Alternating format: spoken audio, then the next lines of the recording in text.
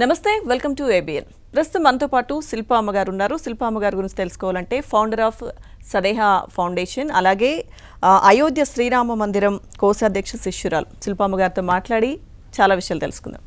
నమస్తే శిల్ప గారు. నమస్కారం అండి. సో శిల్ప అమ్మగారు, ఈరోజు మీ నుంచి చాలా విషయాలు తెలుసుకోవాలనుకుంటున్నాం. ముందుగా మీ గురించి చెప్పండి. ఫస్ట్ ఎక్కడ పుట్టారు, మీ తల్లిదండ్రులు ఎవరు? నేను మహారాష్ట్రలో పుట్టానండి. మహారాష్ట్రలో పరల్యాం వైద్యనాథంచ అని పరళి వైద్యనాథ్ జ్యోతిర్లింగ క్షేత్రం, అది మా అమ్మమ్మ వాళ్ళ ఊరు. అక్కడ నేను పుట్టాను. పుట్టిన తర్వాత సెకండ్ క్లాస్ దాకా శ్రీశైలంలోనే పెరిగాను నేను. అక్కడ మా నాన్నగారు శుక్ల యజుర్వేద ఘనపాఠిగా అమ్మవారి భ్రవరాంబ అమ్మవారి సన్నిధిలో చేశారు. తర్వాత అక్కడ స్కూలింగ్ అంత బాగాలేదు అని థర్డ్ స్టాండర్డ్ నుంచి నేను హైదరాబాద్కి అందరం ఫ్యామిలీ అంతా షిఫ్ట్ అయ్యామన్నమాట. అమ్మ గృహిణి, నాన్నగారేమో శుక్ల యజుర్వేద ఘనపాఠి. మీ గురువు గారు ఎవరు? మా గురుగారు అయోధ్య శ్రీరామ్ మందిర్ కోశాధ్యక్షుడు స్వామి శ్రీ గోవిందదేవ్ గిరిజీ మహారాజ్. ఆయనేమో చాలా వేద పాఠశాలలు ఆల్ ఓవర్ ఇండియా ఉన్నాయి. టొరంటోలో కూడా ఒక జ్ఞానేశ్వర్ మహారాజ్ మందిరాన్ని స్థాపించారు.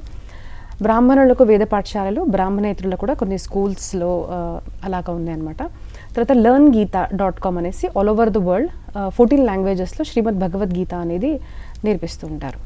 మా గురుగారు శ్రీ ఆది శంకరాచార్య పరంపరలో ఇదై ఉన్నారన్నమాట. సో నార్త్ నుంచి ఒక గురు, సౌత్ నుంచి ఒక గురు ఉన్నారు. కంచి పరమాచార్య గారి శిష్యుడు స్వామి శ్రీ జయేంద్ర సరస్వతి గారు మంత్రదీక్ష ఇచ్చారు మా గురువు గారికి. ఆయన సౌత్ నుంచి గురు. నార్త్ నుంచి సత్యమిత్రానంద స్వామీజీ ఈజ్ నివృత్తి శంకరాచార్య, ఆయన మా గురువు గారికి సన్యాస దీక్ష ఇచ్చారన్నమాట. అలాగా నేను శంకరాచార్య పరంపర నుంచి వస్తాను అనమాట. ఓకే ఓకే ఓకే శంకరాచార్య పరంపర నుంచి. అంటే ఓకే మ్యామ్. సో అయితే శిల్ప గారు, అంటే పూజలు, దేవునికి సంబంధించిన కార్యక్రమాలు అందరూ చేస్తూ ఉంటారు. సో ఇప్పుడు మీరు ఇప్పటివరకు చెప్పిన దాన్ని బట్టి చూస్తే అంటే ప్రవచన మార్గం వైపు, అంటే మొత్తం మీ పరంపర గురించి కూడా చెప్పారు. సో ప్రవచన మార్గం వైపు వెళ్ళాలన్న ఆసక్తి ఎలా వచ్చిందమ్మా మీకు? అసలు చిన్నప్పటి నుంచి ఎప్పుడు లేదండి థాట్ వెళ్ళాలి అనేసి. నేను చాలా చిన్నగా ఉన్నప్పటి నుంచి డాక్టర్ అవ్వాలి అనుకున్నాను. ఓకే, డాక్టర్ అవ్వాలి. పెద్దగా అయిన తర్వాత అమ్మ నాన్న పేరు మీద ఒక హాస్పిటల్ తీయాలి, ఇలాగా అనుకునేదాన్ని. అలాంటిది 15 years ఉన్నప్పుడు, నేను 15 సంవత్సరాలు ఉన్నప్పుడు మా గురుగారిది శ్రీమద్ భాగవతం అనేది ఇక్కడ జరుగుతుంది. అప్పుడు గురుగారి ప్రవచనం వినడానికి నేను వెళ్ళాను అనుకోకుండా. ఆ రోజు అజామిల్ చరిత్ర శ్రీమద్ భాగవతంలో జరుగుతుంది. అది విన్న తర్వాత కృష్ణుడి ఫ్రేమ్ ఒకటి ముందు టీవీలో నడుస్తుందన్నమాట. అది చూసి భజన చేసుకుంటూ కళ్ళు తిరిగి పడిపోయాను. నేను బాగా ఏడ్చాను. ఈ సాయంత్రం ఏమో మా నాన్నగారు గురుగారి దగ్గర తీసుకెళ్లారు. ఈ గురుగారు అడిగారు, ఎందుకు ఏడ్చావు నాన్న అంటే, నాకు కృష్ణుడు కావాలి అనిపించింది, నాకు కృష్ణుడు కావాలి అన్నాను. మరి ఏం చేస్తున్నావు అంటే, మెడిసిన్కి ప్రిపేర్ అవుతున్నాను. నేను అప్పుడు బైపీసీ ఫస్ట్ ఇయర్ అనమాట. అయితే గురుగారు, లేదు మెడిసిన్ చేయకు, జ్యోతిష్యం చేయకు, లా చేయొద్దు అన్నారు. మరి ఏం చేయాలి గురుగారు అంటే, నువ్వు ఇంగ్లీష్లో ప్రవచనాలు చెప్పాలి అని చెప్పారు అప్పుడు. అయితే సరే, మరి ఇంకా అది అంటే ఎంత ఎఫెక్ట్ అయిపోయిందంటే అదే చేయాలి అని నిర్ణయించుకున్నాను. మరి అప్పుడే అనుకున్నాను, ఇంకా సరే కాలేజెస్ అన్నీ వదిలేద్దామనేసి. గురుగారు అన్నారు, లేదు చదువుకో, ఏదో ఒక డిగ్రీ అయితే తీసుకో అన్నారు. సో ఇంటర్మీడియట్ బైపీసీలో కంప్లీట్ అయిన తర్వాత బ్యాచిలర్స్ ఆఫ్ ఫిజియోథెరపీ నేను కంప్లీట్ చేశాను. దాని తర్వాత నేను అసలు ప్రవచనాలు చెప్పాలి అని ప్రారంభించడానికి ఋషికేశ్ వెళ్ళాను. అక్కడ మా గురుగారు గురు పౌర్ణిమ రోజు నాకు గంగా తీరాన ఏం చేయాలి గురుగారు మీరు చెప్పండి అంటే, ఈరోజు నా గురుమంత్రం తీసుకో అని మా గురుగారని నాకు అక్కడ గురుదీక్ష ఇచ్చారు. గురుదీక్ష ఇచ్చిన తర్వాత ఎలాగా అంటే, భాగవతాన్ని అక్కడి నుంచి నేను అభ్యసించడం ప్రారంభించాను. నేను ఎప్పుడైతే 22 years ఉన్నాను, 22 సంవత్సరాలు ఉన్నాను, అప్పుడు అభ్యాసం అనేది ప్రారంభించాను. అప్పుడు నేను ఇలాగా ఈ మార్గంలో గురువుగారి కృప వల్లే వచ్చాను నేను. ఓకే. సో అమ్మ, అయితే గురుదీక్ష తీసుకోవడం అంటే ఏంటి? ఆ రోజు నుంచి శిష్యులుగా అంటే మిమ్మల్ని గురువుగారు స్వీకరించడం అంటే ఎలా? చాలా మందికి యాక్చువల్లీ ఏమవుతుందంటే, మనం ఏదైనా క్షేత్రంలో వెళ్ళాలి అంటే, ఇప్పుడు నేను ఒక ఫ్యాషన్ డిజైనర్ కావాలి అంటే మనం ఏం చేస్తాం, సింపుల్గా ఒక ఫ్యాషన్ డిజైనింగ్ స్కూల్కి వెళ్తాము, ఒకరి ఆధ్వర్యంలో మనం నేర్చుకుంటాము ఎలా చేయాలి ఎలా అనేది. సో ఇట్స్ అ మెంటార్ అనమాట. సో అలాగా ఆధ్యాత్మిక విద్యలో నేను అంటే ప్రవచనకర్తగా కానివ్వండి, లేదంటే ఆధ్యాత్మికంగా నేను ముందుకు వెళ్ళాలి అంటే ఎలా అన్నప్పుడు, ఆధ్యాత్మికంగా గురువుని మనము సన్నిధిలో చేరి ఆయన ఎలా చెప్తారు అనేది ఆయన ఆధ్వర్యంలో మనం చేసే అభ్యాసము ప్రారంభించడము, ఆయనను మనం గురువుగా యాక్సెప్ట్ చేయడము, ఆయన మనని శిష్యులుగా యాక్సెప్ట్ చేయడము, దీన్ని గురువుగా యాక్సెప్ట్ చేయడము అంటారు. So this is guru diksha. Okay. So అయితే మీకు 22 సంవత్సరాలు ఉన్నప్పటి నుంచి ఆసక్తి అన్నారు కదా, సో అప్పటి నుంచి చేయాలనుకున్నారా? అంటే మీరు ప్రవచనకర్తగా మొదలు పెట్టింది ఇప్పుడు ఎన్ని సంవత్సరాలు? నేను 4 years ఉన్నప్పుడు నాది మొదటి భాగవతం జరిగింది. కానీ చిన్నప్పటి నుంచి భక్తి అనేది ఉండేది, అంటే భక్తి సంస్కారం అనేది ఉండేది. ప్రవచనాలు చేయాలని ఎప్పుడు అనుకోలేదు. మా గురుగారు నేను 15 సంవత్సరాలు ఉన్నప్పుడు నువ్వు ప్రవచనాలు చేయాలి అని చెప్పినప్పుడు డిసైడ్ చేసుకున్నాను దట్ నేను ప్రవచనకర్తగానే నేను ముందుకు వెళ్ళి చేయాలి అనేసి. కానీ ప్రవచనాలు ప్రారంభించింది అభ్యాసం చేయాలి. దానికి మనం ఏది చేయాలన్నా కూడా మనం ఫస్ట్ ప్రిపేర్ అవుతాం. మనం అలాగా ఏమి తెలియకుండా భాగవతం ఎలా చెప్తాను? సో భాగవత గ్రంథాన్ని అభ్యసించడం నేను మొదటిగా ప్రారంభించింది 22 సంవత్సరాలు ఉన్నప్పుడు. అప్పుడు అభ్యాసం ఒక క్రమంలో నేను ప్రారంభించాను, కానీ నిర్ణయించుకున్నది మాత్రం 15 సంవత్సరాలప్పుడే. ఓకే. అయితే ప్రవచనాలు ఎన్ని సంవత్సరాల నుంచి చెప్పడం మొదలు పెట్టారు? ప్రవచనకర్తగా మీరు మారాలనుకున్న తర్వాత మీ జర్నీ ఎన్ని సంవత్సరాల నుంచి అవుతుంది? ఒక 14 సంవత్సరాలు అవుతుందండి ఇప్పుడు. సో 14 సంవత్సరాల నుంచి భాగవతం మొదటిగా ప్రారంభించాను. తర్వాత రామాయణం చేశాను, శివపురాణం చేశాను. దేవి భాగవతం మీద 9 days అన్నది సప్తాహంగా అలా జరగలేదు, కానీ దేవి భాగవతం మీద కూడా ప్రవచనాలు జరిగాయి. మహాభారతం మీద ప్రవచనాలు ఇచ్చాను, స్కూల్స్లో కూడా చెప్పాను చిన్నపిల్లలకి అలాగా. తర్వాత మోటివేషనల్ స్పీకింగ్గా కూడా నేను చెప్తుంటాను, అంటే మన శాస్త్రాలే ఇలాగ చెప్తుంటాను. శివపురాణం కూడా చేశాను అనమాట, భగవద్గీత మీద ప్రవచనాలు ఇలాగా. ఓకే. ఎన్ని భాషలు చెప్పగలరమ్మా మీరు? నేను హిందీ, తెలుగు, ఇంగ్లీష్ అండ్ మరాఠీ 4 భాషల్లో చెప్తానండి. ఓకే. సో ఈ 14 సంవత్సరాలకి 4 భాషల్లో ప్రవచనాలు చెప్తూ ఉన్నారు? 4 భాషల్లో చెప్తాను, ఎందుకంటే నేను బేసికల్గా మహారాష్ట్రియన్. సో మాతృభాష మరాఠీ కాబట్టి మా నాన్నగారు పట్టుండేది ఇంట్లో మరాఠీనే మాట్లాడాలి అనేసి. సో మరాఠీ మాట్లాడతాను. బయట అనేది ఎక్కువ ఇంగ్లీష్ మాట్లాడే వాళ్ళము, తెలుగు అంతగా లేదు. కానీ తెలుగు నాకు ఇష్టమైన భాష. దాంట్లోనూ అన్నమాచార్య సినిమా చూసిన తర్వాత, అన్నమాచార్య కీర్తనలు విన్న తర్వాత ఇంత చక్కటి ప్రవచనలు, డాన్స్ వరకు, లేదు అంటే కచేరీల వరకు ఎందుకు అసలు పరిమితంగా, ఆయన చెప్పిన ఉపదేశాలు మనం ప్రవచనంలో కూడా తీసుకురావాలి అన్న థాట్తో నేను తెలుగు అనేది నాకు 6th క్లాస్ దాకా తెలుగు ఉండేది యాక్చువల్లీ సబ్జెక్ట్. దాని తర్వాత ఇంగ్లీష్ మీడియంలో చదువుకున్నాను చిన్నప్పటి నుంచి. బట్ 7th స్టాండర్డ్ నుంచి నేను ఇంగ్లీష్లో షిఫ్ట్ అయ్యాను. సో ఇంగ్లీష్ లాంగ్వేజ్ ఉండేది. బట్ నేను చేయాలి ప్రవచనాలు అనేసరికి నేను తెలుగు మీద కూడా కొంచెం అభ్యాసం అనేది ప్రారంభించి తెలుగులో చెప్పేదాన్ని. అండ్ ఇంగ్లీష్ ఈజ్ లైక్ మా గురుగారు చెప్పారు నాకు, ఇంగ్లీష్ యూ కెన్, మన సనాతన ధర్మం వరల్డ్ వైడ్ రీచ్ అవ్వాలి అంటే English is most widely spoken language. So ఇంగ్లీష్లో చెప్పు అన్నారు కాబట్టి ఇంగ్లీష్లో కూడా చెప్తాను నేను. ఓకే అమ్మ. అయితే ఆధ్యాత్మిక విషయాలు చాలామంది చెప్తూ ఉంటారు. ఇప్పుడు పండుగలు వచ్చినా కానీ, ఏదైనా ప్రత్యేకమైన రోజులు ఉన్నప్పుడు కానీ ఆధ్యాత్మిక విషయాలు అనేవి మనం చాలామంది చెప్పడం చూస్తున్నాం. ఆధ్యాత్మికంగా అటువంటి విషయాలు చెప్పడానికి ప్రవచనాలకి ఉన్న తేడా ఏంటి? ప్రవచనకర్తకిను ఆధ్యాత్మికవేత్తకి యాక్చువల్లీ అది 2 ఒకటే అనమాట.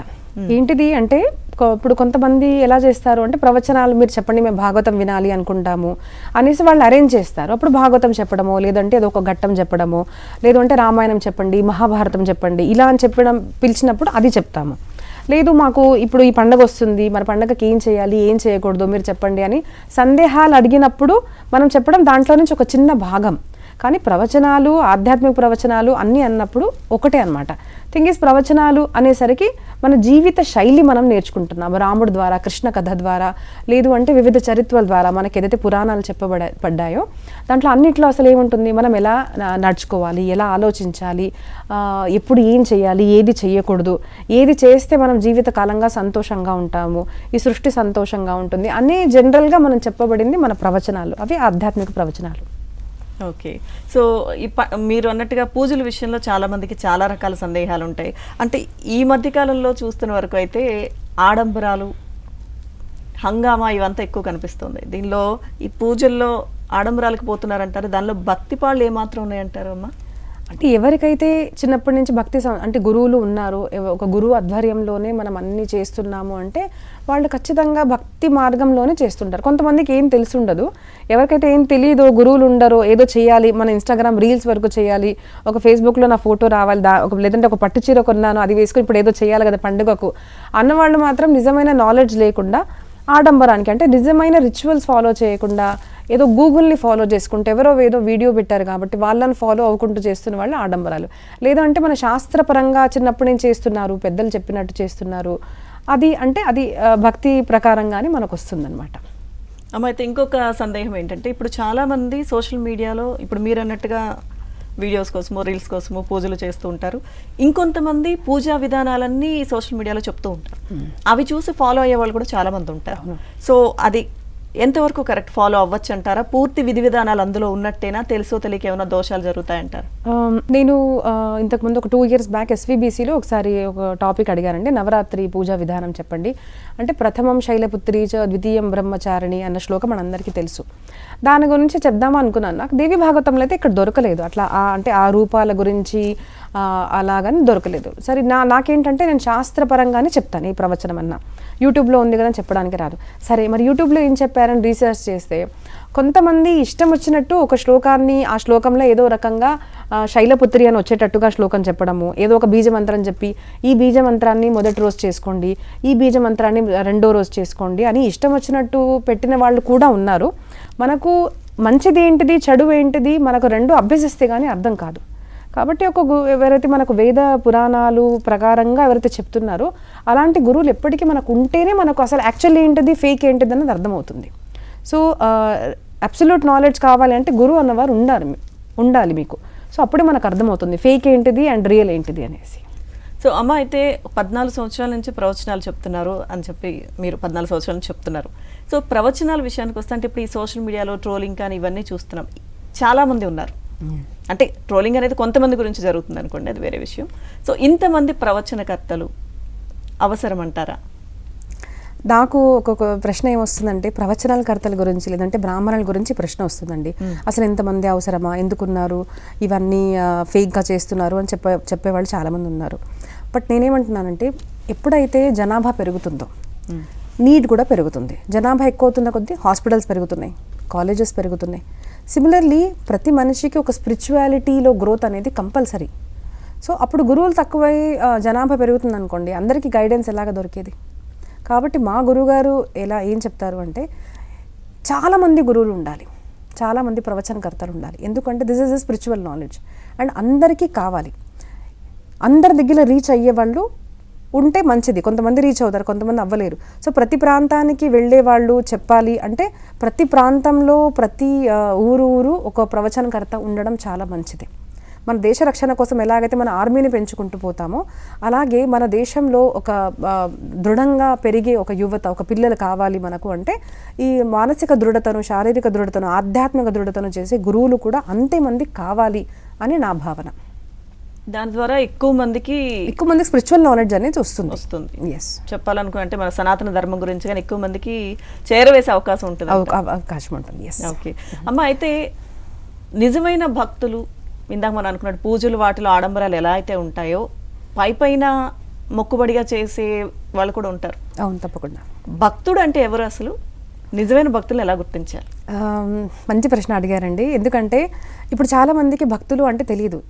చాలామంది ఏమనుకుంటారంటే ఒక విశిష్టమైన వేషధారణ చేశారు, ఒక విశిష్టమైన తిలకాన్ని ధరించారు, విశిష్టమైన మాలలు వేసుకుంటేనే వాళ్ళు భక్తులు అనుకుంటారు. బట్ మనం రామాయణం చూసుకుందాం. రామాయణంలో చూస్తే సీతమ్మ తల్లి పిత అంటే ఫాదర్ ఎవరైతే ఉన్నారో జనక మహారాజు, he was a great devotee. ఆయన పెద్ద గొప్ప భక్తుడు, కానీ రాజు. ఆయన రాజసి వేషం అంతా ఉండేది. కానీ ఆయన ఎంత పెద్ద గొప్ప భక్తుడు అంటే ఆయనకు విదేహ రాజా అని పదవి ఇవ్వబడింది. ఎందుకు అంటే దేహాతీతం ఉండగలిగే మానసిక స్థితి, శారీరక స్థితి ఆ మనిషి ఉంది. కాబట్టి వాళ్ళ పరంపర ఉన్న వాళ్ళందరినీ విదేహ రాజా అనేవాళ్ళు. కాబట్టి సీతమ్మకు విదేహ రాజా కన్య కాబట్టి వైదేహి అన్న పేరు కూడా ఉంది. సో మన దగ్గర మీరు రాజునా, మీరు బ్రాహ్మణులా, మీరు ఎవరా అన్నది కాదు. మన దగ్గర మనం చూసుకుంటే ప్రతి ఒక్క జాతిలో భక్తులు ఉన్నారు. ఫర్ ఎగ్జాంపుల్ చూసుకుంటే రాజసీ వేషంలో ఉన్న మీరాబాయి కూడా ఒక భక్తురాలి. సో ఇలాగా మన ప్రతి జాతిలో భక్తులు పుట్టారు. సో భక్తులు అనేసరికి విశిష్టమైన ధారణ ఉంటుందా, విశిష్టమైన తిలకం ఉంటుందా అన్నది కాదు. ఇవన్నీ ఖచ్చితంగా ఉండాలి, పాటించే వాళ్ళు పాటిస్తే చాలా మంచిది.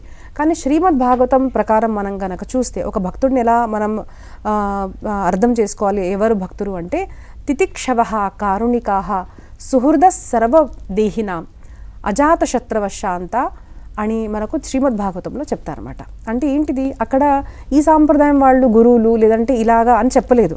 అక్కడ చెప్పింది తితిక్ష, కారుణిక అంటే కరుణ ఉండాలి. ప్రతి జీవాత్మ, ప్రతి ఆ గురువు అన్నవారికి, ఆ భక్తుడికి కరుణ అనేది ఉంటుంది.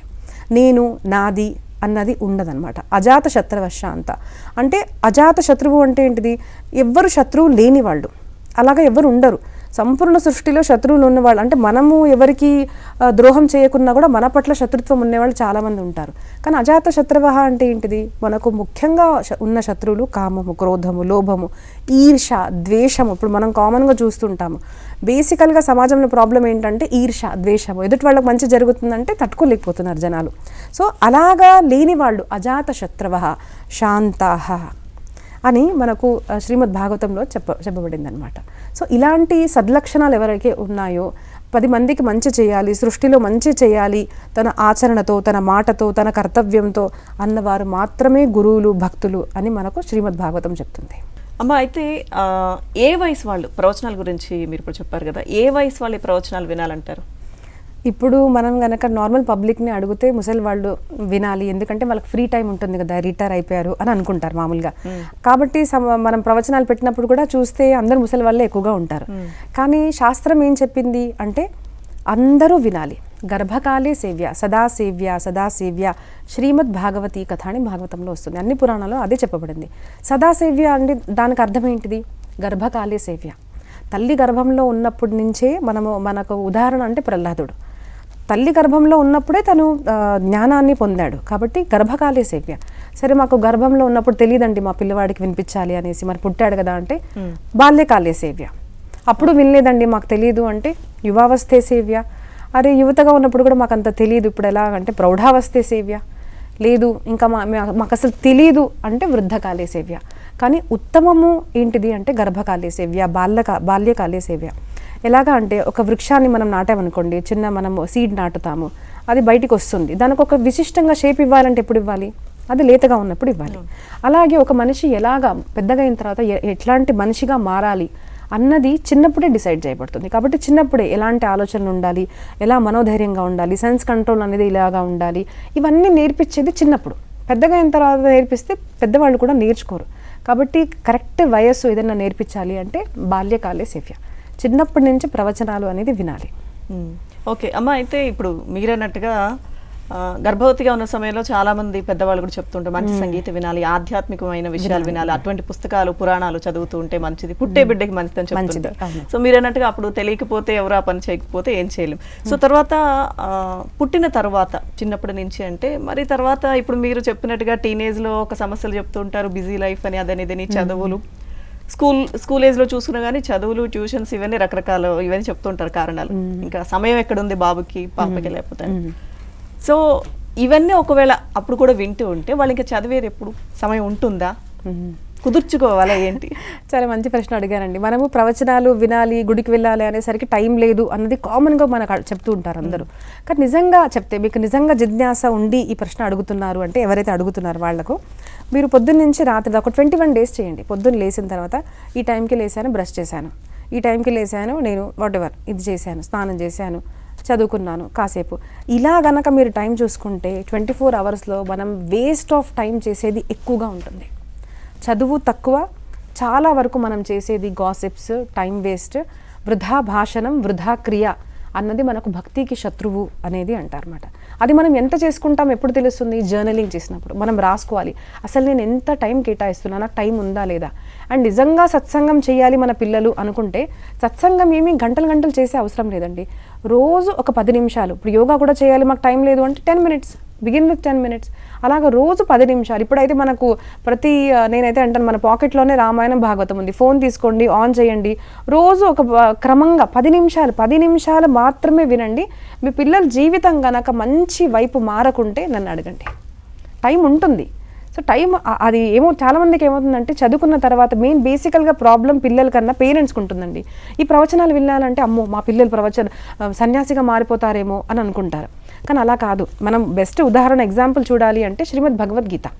అర్జునుడు యుద్ధానికి ముందు కృష్ణుడితో ఏమన్నాడు? అమ్మో భయపడ్డాడు అనమాట. మన భాషలో చెప్పాలి అంటే యాంగ్జైటీ, డిప్రెషన్, నా వాళ్ళు నేనెలా యుద్ధం చేయాలి, అమ్మో నాకొద్దు, నాకు డబ్బొద్దు, నాకు ఇదొద్దు అంటే ఈస్ థింకింగ్ అబౌట్ రిజల్ట్స్ అనమాట. రిజల్ట్ ఏమొస్తుంది, నేను పాస్ అవుతానా, ఫెయిల్ అవుతానా, వద్దులే, దానికన్నా వదిలేస్తాను, దానికన్నా చదువు మానేస్తాను, ఇలాగ మనకి ఏదైతే ఉంటుందో అలాంటి అవస్థలో అర్జునుడు ఉన్నాడు. అప్పుడు ఏమైంది? కృష్ణుడు ఏం చేశాడు? కృష్ణుడు చెప్పిన భగవద్గీత వల్ల అర్జునుడు అన్నీ వదిలేసి సన్యాసిగా మారాడా లేదు అంటే ఒక యోద్ధగా మారాడా, ఒక మంచి రాజుగా మారాడా అన్నది చూడండి. That is the result. మన పిల్లలు చిన్నప్పటి నుంచి విన్నారు ఉన్నప్పుడు ఏమవుతుందంటే మనకు డిప్రెషన్ అనేది ఎలా ఫేస్ చేయాలి, యాంగ్జైటీ ఎలా ఫేస్ చేయాలి, ప్రాబ్లమ్స్ని ఎలా ఫేస్ చేయాలి అన్నది వాళ్ళకు చిన్నప్పటి నుంచి మెంటల్ ట్రైనింగ్ అనేది ఏదైతే ఉందో, సెల్ఫ్ మేనేజ్మెంట్ అనేది ఏదైతే ఉందో, టైం మేనేజ్మెంట్ ఏదైతే ఉందో అది మనకు ప్రవచనాల్లో నేర్పబడుతుంది అని పెద్దలకి ఎప్పుడైతే అర్థమవుతుందో అప్పుడు వాళ్ళు ఖచ్చితంగా పిల్లలతో చెప్తారు. లేదు నాన్న 10 నిమిషాలు భాగవతం విన్నావా, రామాయణం విన్నావా, మహాభారతం విన్నావా అని పెద్దవాళ్ళు చెప్తే కానీ పిల్లలు వినరు. సో పెద్దలు అర్థం చేసుకోవాలి దట్ మన ప్రవచనాల్లో ఏముంది, వాళ్ళ వల్ల మన పిల్లలు తప్పకుండా వాళ్ళ క్షేత్రాల్లో సక్సెస్ అవుతారు అని పెద్దలు నేర్చుకుంటే ఖచ్చితంగా పిల్లలు కూడా వినడం అనేది ప్రారంభిస్తారు. అమ్మ, అయితే చాలామందికి భక్తి ఉన్నా ఈ కార్యక్రమం చేయాలి, ఇవి వినాలి, అవి చదవాలని ఉన్నా కానీ, సో ఇప్పటివరకు మీరు చెప్పారు అది సమయం లేకపోవడం కానీ, లేకపోతే ఆఫీస్ టైం అయిపోతుంది, కాలేజ్ టైం అయిపోతుంది, మీరు అన్నట్టుగా టైం మేనేజ్మెంట్ చేసుకోలేని వాళ్ళు. బట్ లోపల మాత్రం చాలా ఉంటుంది దైవభక్తి, ఖచ్చితంగా నేను ఇది చేయాలని, కానీ చేయలేని పరిస్థితి, సమయాభావం, రకరకాల కారణాలు. వాళ్ళు భక్తులు కారా? వాళ్ళకి నిజంగా చేయాలి అని ఉన్నప్పుడు, చేసే పరిస్థితులు చుట్టూ లేనప్పుడు, సమయం లేనప్పుడు ఏ విధంగా వాళ్ళు చేయాలనుకుంది చేయాలంటారు? ఇంకా వేరే ఆల్టర్నేటివ్ ఉంటుంది వాళ్ళకి? చాలా మంచి ప్రశ్న అడిగానండి. ఇప్పుడు మా ఇంట్లోనే మా పని వాళ్ళు ఉంటారు కదా, నేను వాళ్ళు అడుగుతారు, అక్క మేము మరి ఇంత చేయలేం కదా దీపం అంటే, మనం దీపాలు పెట్టాలనగానే లీటర్లు నూనె పెట్టాలా అనుకుంటారు. అలా ఏం లేదు. మన పురాణాల్లో అందరికీ ఒక విధి విధానం చెప్పలేదండి. సపోజ్ ఇప్పుడు ఫర్ ఎగ్జాంపుల్ మిమ్మల్ని ఎగ్జాంపుల్ తీసుకుంటే, మీరు పొద్దున వస్తారు, నాకు తెలిసి పొద్దున వస్తారు, రాత్రి వెళ్ళిపోతారు, ఇక్కడంతా డే అంతా మీరు ప్రిపేర్ అవ్వాలి, పని చేసుకోవాలి, కానీ ఉంటుంది మనసులో ఒక ఆధ్యాత్మికంగా ఏదో నేను ఒక స్పిరిచువల్ పవర్ని కనెక్ట్ అవ్వాలి అని ఉంటుంది. అప్పుడు ఏం చేయాలి అంటే సింపుల్ థింగ్, మన దగ్గర చెప్పింది నామస్మరణ కన్నా ఉత్తమమైనది ఏది లేదు. అన్నమాచార్యులు వారు కూడా అదే చెప్తారు కదంటే, ఆకటి వేళల అలపైన వేళల కేకువ హరినామమే, దిక్కుమరి లేక కేకువ హరినామమే. అది తీసుకోవాలంటే నాకు చెప్పండి, కూర్చొని చేయాలా? ఏం లేదు. మీరు ఇప్పుడు ఇంటర్వ్యూ తీసుకుంటున్నారు, మనసులో హే శ్రీరామ్ శ్రీరామ్ శ్రీరామ్ మనసులో కూడా అనుకోవచ్చు. దానికి జిహ్వ పెదాలు కలిసే కూడా మనకు అవసరం లేదు. డ్రైవింగ్ చేస్తూ చేసుకోవచ్చు. నామస్మరణ, ఎస్. అండ్ నామస్మరణకు మనకు చాలా మందికి ఉంటుంది ఏంటంటే, దానికి ఏమైనా నియమాలు ఉంటాయా? నామస్మరణకు ఏమీ ఉండదండి. మీ ముందు శవం ఉన్నా కూడా మీరు చేసుకోవచ్చు. అంటే అశౌచము, మీరు పీరియడ్స్లో ఉన్న నామము, మంత్రం కాదు, బీజాక్షరాలు ఉన్నది కాదు, నామము, జయ శ్రీరామ్, జయ జయ హరే కృష్ణ మహామంత్రము, ఇట్లాగా అంటే జస్ట్ పేర్లు మాత్రం ఉన్నది, నమోదేవ్యై ఇట్లాగా చేసుకున్నారు అంటే మీరు ఏ టైంలో కూడా చేసుకోవచ్చు. ఇలాంటి అశౌచ పరిస్థితి బాహ్యంగా ఉన్న, ఈవెన్ ఇన్ ద బాత్రూంలో ఉన్నప్పుడు కూడా మనం చేయొచ్చని సమర్థ రామదాస్ వారు చెప్తారు. మళత్యాగి విసంభావ అంటే ఆ టైంలో కూడా మనము అంటే అది స్మరించుకునేది మనసులో కాబట్టి, మనకు దేహంతో చేయాలి మనం ఏదైనా పనులు ఉంటే దానికి నియమాలు ఉంటాయి. ఇది మనసుతో స్మరిస్తున్నాం కాబట్టి దానికి ఏది నియమాలు లేవు, అలా చేసుకోవచ్చు. రెండోది ఏంటంటే కర్మయోగం. చేసే ప్రతి పని అంటే, నా ముందు వచ్చిన ప్రతి మనిషి పరమాత్మ అని ఎప్పుడైతే మీరు అనుకొని చేస్తారో, ఆ ప్రతి పూజ కూడా కర్మ పూజనే అయిపోయింది కదండి. మన దగ్గర కర్మాని కూడా చాలా ప్రాధాన్యత ఇచ్చారు. మీరు ఇంట్లో గంటలు పూజ చేసుకుంటున్నారు, బయటికి వెళ్ళిన తర్వాత మీ ముందు ఉన్న వాళ్ళని మీరు అవమానం చేసి మాట్లాడుతున్నారు, లేదు అంటే మీరు డిసీవ్ చేస్తున్నారు. ఒక బిజినెస్ మ్యాన్ మీ దగ్గర వచ్చే కస్టమర్స్ మీరు డిసీవ్ చేస్తున్నారు, తప్పుడు ఇన్ఫర్మేషన్ ఇస్తున్నారు. ఫర్ ఎగ్జాంపుల్ ఇప్పుడు మీడియా కాబట్టి ఇలాంటివన్నీ చేస్తున్నారు అంటే అది మీరు మంచి కర్మ చేయట్లేదు. సో అదే నేను చేస్తున్న పని మంచి కర్మగా చేయాలి, సమాజానికి పనికి వచ్చేటట్టు చేయాలి అని చేస్తున్నా కూడా ఇది కూడా కర్మపరంగా పూజ అని మన శాస్త్రాల్లో చెప్పబడింది.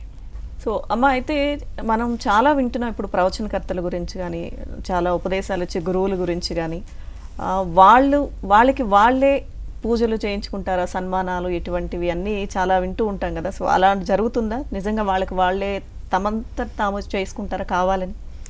ఇది అంటే సాధారణ జనాలకి చూడంగానే తప్పు అని అంటుంటారు. నేను కొంతమంది ప్రవచనకర్తల ఇంటర్వ్యూ విన్నా కూడా వాళ్ళు ఏమంటున్నారంటే, లేదండి చేసుకోకూడదు అంటారు. బట్ నేను చూడండి, ఎవరికైనా నచ్చకుంటే నేను మళ్ళీ పిలవరు ప్రోగ్రామ్కి, నో ప్రాబ్లం. బట్ నేను అథెంటిక్గా ఏదైతే మన వేద శాస్త్రాల్లో చెప్పబడిందో అది నేను చెప్పాలి. మన దగ్గర పరంపర ఏంటిది అంటే, మన చిన్న పిల్లలకి కూడా మనం నేర్పిస్తాము, అమ్మ నాన్నకు నమస్కారం చేయి. అది ఎవరు చెప్తారు? తల్లే స్వయంగా చెప్తుంది. తండ్రికి నమస్కారం చేయి, పెద్దవాళ్ళకి నమస్కారం చేయి, నాకు నమస్కారం చేయి. పెద్దవాళ్ళు ఇంట్లో ఎవరైనా వచ్చారు, తాతమ్మ అమ్మకు నమస్కారం చేయి అని చెప్తాం మనం. అలాగా గురువులకు అంటే మొదట మాతృదేవోభవ, పితృదేవోభవ, ఆచార్య దేవోభవ, అతిథి దేవోభవ. ఇంటికి కూడా ఎవరన్నా పెద్దవాళ్ళు వచ్చారు అంటే వాళ్ళకి నమస్కారం చేయడం మన దగ్గర ఆనవాయితీ పద్ధతి. అలాంటప్పుడు ప్రాబ్లం ఏంటంటే జనాలకు గురువులు చేసుకుంటున్నారు, వాళ్ళ పూజలు చేస్తున్నారు అంటే కొంతమందికి ద్వేషించి ఇట్లాంటివన్నీ చేస్తుంటారు. ఎందుకు అలా చేయడము, వాళ్ళకు ఏదో తీసుకెళ్ళాలంట గురువులకి, మనం గురువుల్ని పూజించాలంట అని ప్రాబ్లం అంటారు. బట్ ఎప్పుడన్నా ఆలోచించండి, సంస్కారం అనేది ప్రారంభించింది తల్లి. మనం తల్లికి నమస్కారం చేస్తాం కదా, అన్కండిషనల్గా చేస్తాము. తల్లి ఏదో చేస్తుందని కాదు, నా తల్లి కాబట్టి చేస్తాం. తండ్రికి చేస్తాము, అతిథికి చేస్తాం, ఎవరైనా ఇంటికి వచ్చిన పెద్దవాళ్ళకు కూడా మనం చేస్తాం. మరి ప్రాబ్లం గురువులకు నమస్కారం చేస్తేనే ఎందుకు ఉంటుందండి? గురువులు తప్పకుండా చేయించుకోవాలి. నన్ను అడిగితే నేను మా ఇంట్లో మా పిల్లలకి చెప్తాను, నాన్న ఈరోజు బర్త్డే కదా, నాకు నమస్కారం చేయడం మర్చిపోయావు, చెయ్యి అంటాను. దానివల్ల నాకేం రాదు. మేము సమాజంలో వెళ్ళినప్పుడు మాకు నమస్కారం చేయండి అని చెప్పి చేయించుకుంటాము. ఎందుకు అంటే మనిషికి అహంకారం వల్ల ఏమవుతుందంటే నేను ఉంగాల అన్నది ఇలా ఉంటాడనమాట. అలాంటి వాళ్ళను నువ్వు ఎంత పెద్దవాడువైనా కానీ ధర్మం అందరికన్నా గొప్పది. ధర్మ ప్రవక్తలకు వాళ్ళు చిన్నవాళ్ళన్నా కానివ్వండి, పెద్దవాళ్ళన్నా కానివ్వండి, అక్కడ ధర్మపీఠానికి నమస్కారం చేయడము మన సంస్కారము.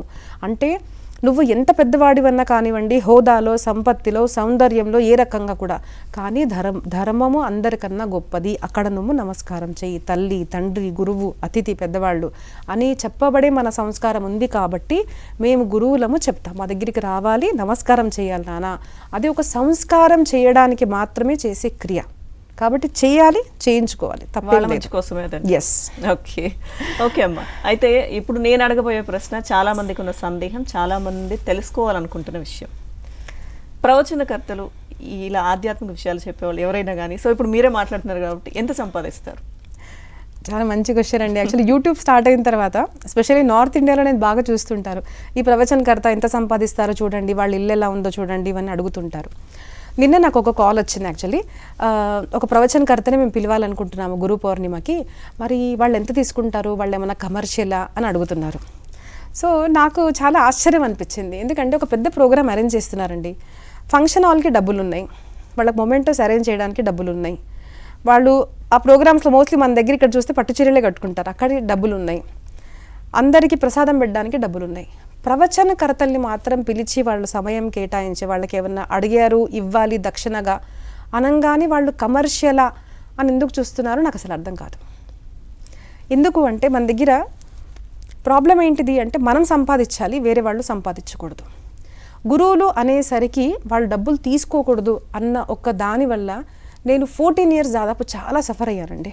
నేను 14 yearsగా నేను చెప్తున్నాను, ఐఎమ్ వెల్ ఎడ్యుకేటెడ్ ఒక యూత్ని, నేను యంగ్ గర్ల్ని, బట్ నేను ఎప్పుడు డబ్బులు తీసుకోలేదు. ఎందుకంటే నేను అదే విన్నాను, ప్రవచనకర్తలుగా మీరు అసలు డబ్బులు తీసుకోవద్దు అలా అనేసరికి నేను డబ్బులు తీసుకోలేదు. బట్ దానివల్ల ఏమైంది, నాకు 2019 దాకా కూడా నా అకౌంట్లో అట్లీస్ట్ 5,000 కూడా ఉండేవి కావు. ఎక్కడికి వెళ్ళాలంటే షాల్వా వేయడము, 5 hours ప్రవచనం చేసిన తర్వాత కూడా ఇచ్చేవారు కాదు. ఒక్కొక్కసారి ప్రవచనం 2,000, 5,000 డైలీ 5 hours నేను ప్రవచనం చెప్పిన తర్వాత కూడా. ఎందుకు అంటే వీళ్ళు డబ్బులు సంపాదించకూడదు. సరే పర్వాలేదు, అయిపోయింది, 5 years అయింది, 10 years అయింది, 14 years అయింది. దెన్ థాట్ కేమ్, నా మనసులో ఒక మాట వచ్చింది.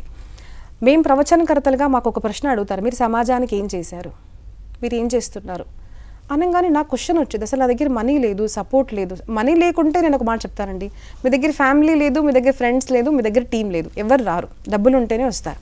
మరి ఇవన్నీ లేనప్పుడు లీవ్ అబౌట్ మీ, నా బట్టలు నేను ఎలా తింటాను అవన్నీ వదిలేసేయండి. వాట్ అబౌట్ నేను సమాజం కోసం ఏం చేయాలి, దానికి ఒక సంస్థ ఉండాలి, ఒక ప్లేస్ ఉండాలి, ఒక టీం ఉండాలి.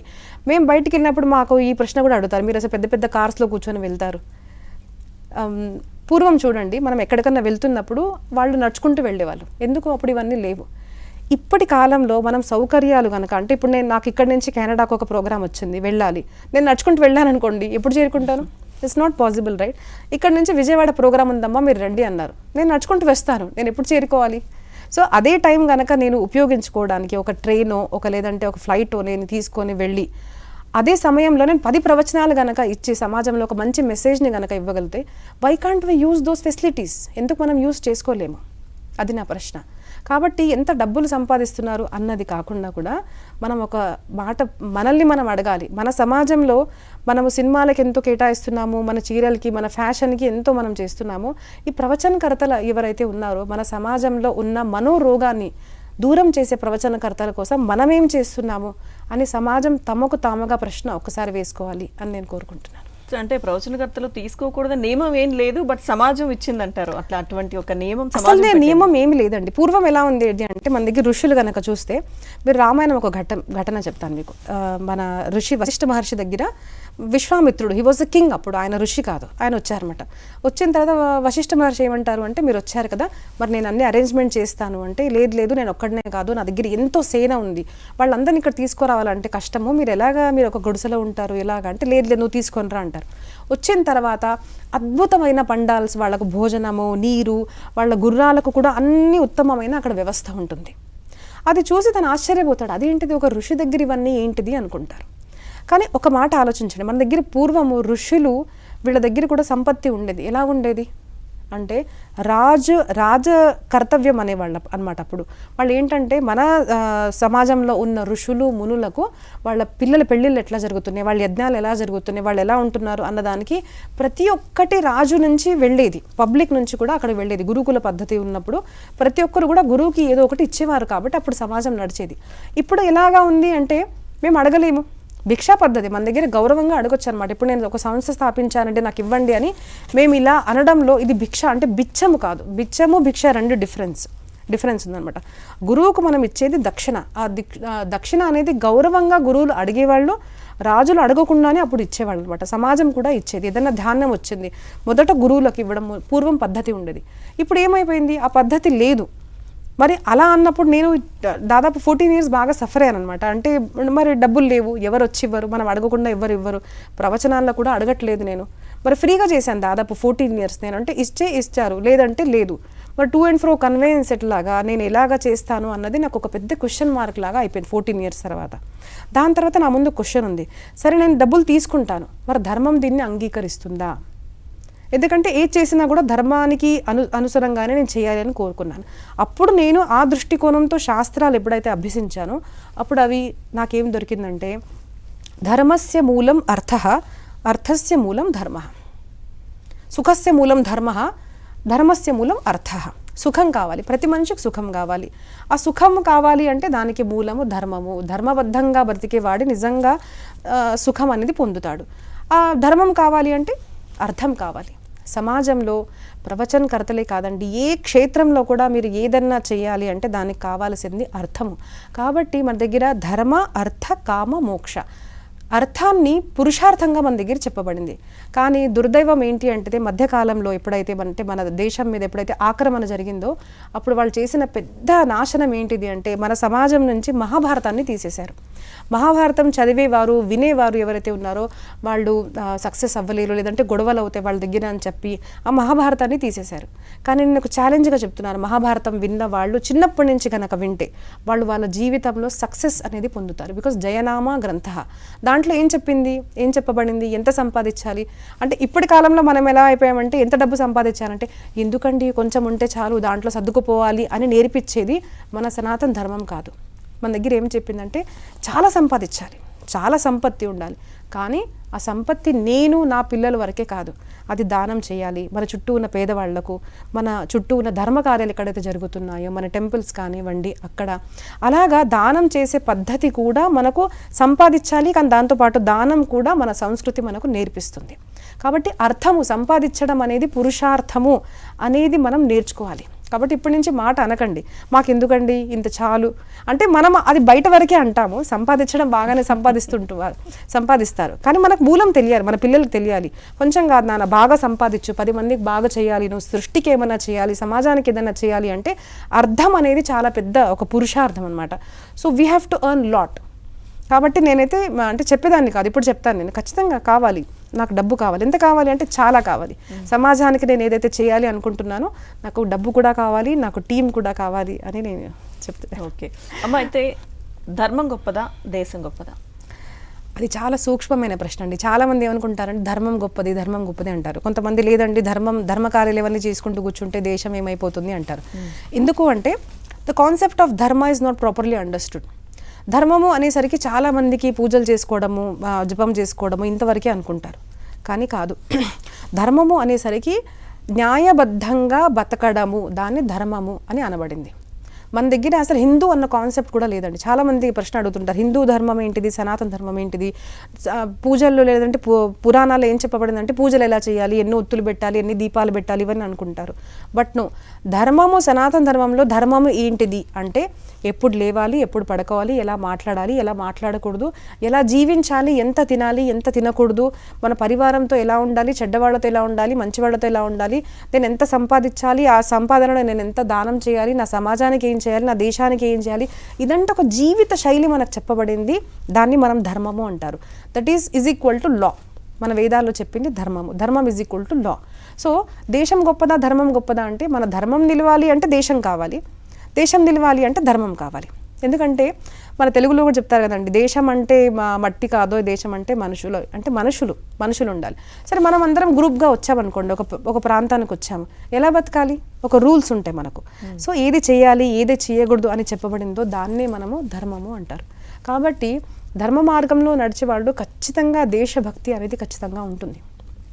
హిందీలో మంచి పాట ఉందండి, దేశ్ సే హై ప్యార్ తో सबको ये कहना चाहिए, मैं रहूं या ना रहूं, भारत ये रहना चाहिए, भारत ये रहना चाहिए. కాబట్టి దేశం నిలబడాలి అంటే ధర్మం ఉండాలి, ధర్మం నిలబడాలి అంటే దేశం ఉండాలి. ఓకే. సో అమ్మ, మీ ఫౌండేషన్ గురించి చెప్పండి అమ్మా. నేను ఇట్లా 14 years బాగా స్ట్రగుల్ చేశానండి. సో ఇట్లాగా మరి నా సంస్థ కార్యాన్ని, ఒక సనాతన ధర్మ కార్యాన్ని ప్రజల దాకా తీసుకెళ్ళాలి, 10 మందికి మంచి చేయాలి, ఇలాగా అంటే దానికి ఒక సంస్థ ఉండాలి. కాబట్టి నేను ఒక ఏం పేరు పెట్టాలబ్బా అంటే, కృష్ణుడు పెట్టాలి అంటే కొంతమంది అమ్మవారి భక్తులు రారు మన దేశంలో, అదొక దురదృష్టం అనమాట. అమ్మవారి భక్తులు పెట్టామంటే లేదండి శివుడు వేరే, అమ్మవారు వేరే అనుకుంటారు.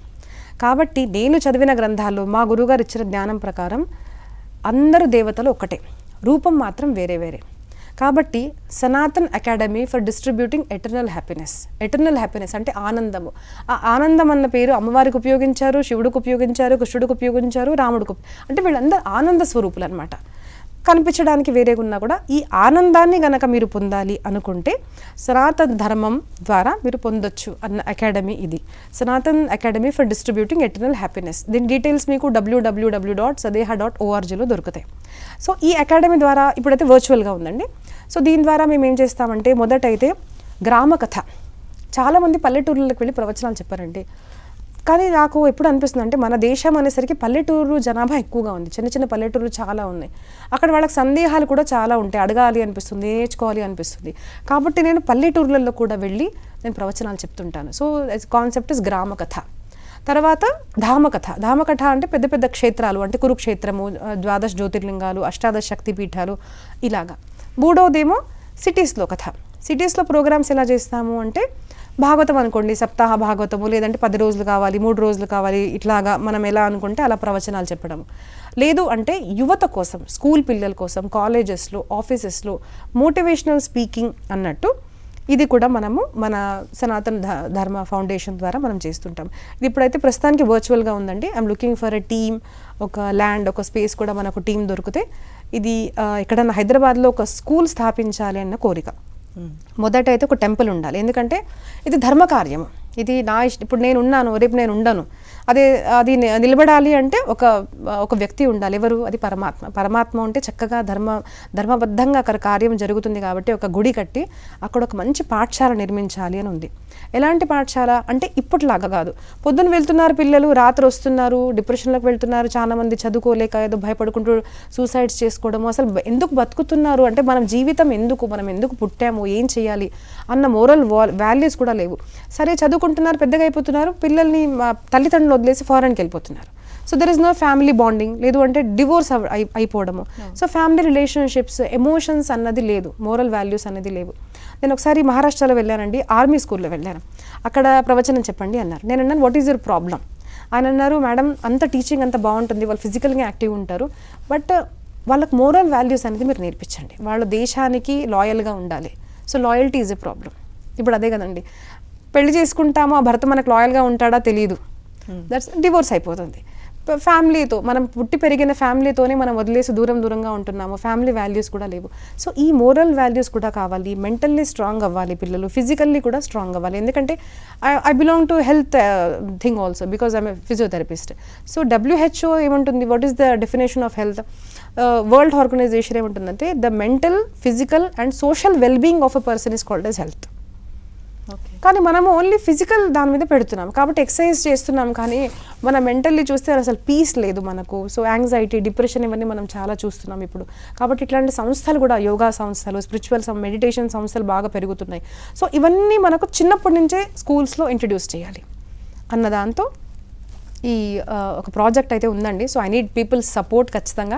సో హైదరాబాద్ ఎందుకు అంటే మన సంపూర్ణ దేశంలో నార్త్ సౌత్ని కనెక్ట్ చేసే సెంటర్ ప్లేస్ కాబట్టి ఇక్కడే ఒక మంచి పాఠశాల గురుకుల పద్ధతిలో మన పిల్లల్ని నేర్పించాలి అన్న కోరిక నాకు ఉందండి. So I need your support.